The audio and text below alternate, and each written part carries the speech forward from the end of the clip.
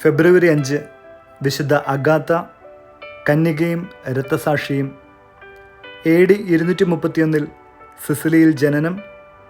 AD 251 കറ്റാനിയയിൽ വെച്ച് മരണം.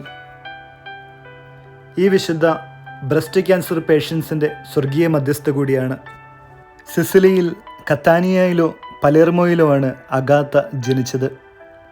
സൗന്ദര്യവും സമ്പത്തും സമ്മേളിച്ചിരുന്ന ഈ കന്യക എത്രയും നിർമ്മലയായിരുന്നു. ഡേസിയൂസ് ചക്രവർത്തിയുടെ കീഴിൽ സിസിലി ഭരിച്ചിരുന്ന ഗവർണർ ക്വിൻറ്റി ലിയാനൂസ് അഗാത്തയുടെ ഈ ഗുണവിശേഷങ്ങളെപ്പറ്റി കേട്ടപ്പോൾ അവളെ വിവാഹം കഴിക്കണമെന്ന് ആഗ്രഹിച്ചു. പ്രസ്തുത ലക്ഷ്യത്തോടുകൂടി അഗാത്ത ക്രിസ്ത്യാനിയാണെന്ന കുറ്റം ചുമത്തി ഒരു ദുഷ്ട സ്ത്രീയുടെ മേൽനോട്ടത്തിൽ അവളെ പാർപ്പിച്ചു. പാപകരമായ ബന്ധത്തിന് സമ്മതിക്കുകയാണെങ്കിൽ ജീവനും സ്വാതന്ത്ര്യവും വിട്ടുതരാമെന്ന് ഗവർണർ അവളെ അറിയിച്ചു. 1 മാസത്തോളം തടവറയിൽ കിടന്ന അവൾ പറഞ്ഞു, ക്രിസ്തുവാണ് എൻ്റെ ജീവിതവും രക്ഷയും. ക്രുദ്ധനായ ഗവർണർ അവളുടെ സ്തനങ്ങൾ മുറിപ്പിച്ചു കളഞ്ഞു.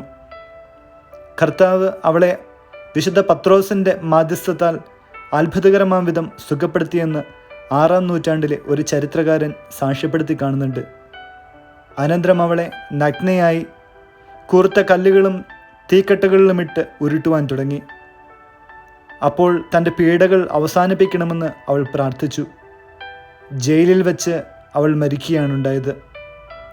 അടുത്ത കാലത്ത് അവളുടെ കുഴിമാടം തുറന്നപ്പോൾ ത്വക്ക് മുഴുവനും അഴിയാതിരിക്കുന്നതായിട്ടാണ് കണ്ടത്. എറ്റ്ന അഗ്നിപർവ്വതം പൊട്ടിത്തെറിക്കുമ്പോഴെല്ലാം അഗാത്തയുടെ ശിരോവസ്ത്രവുമെടുത്ത് ജനങ്ങൾ ഘോഷയാത്ര നടത്തിയിരുന്നു. പലേർമോയുടെയും കത്താനിയയുടെയും സ്വർഗീയ മധ്യസ്ഥയാണ് വിശുദ്ധ അഗാത്ത. തീയിൽ നിന്നുള്ള സംരക്ഷണത്തിനും വിശുദ്ധയുടെ മാധ്യസ്ഥം തേടി ആളുകൾ പ്രാർത്ഥിക്കാറുണ്ട്.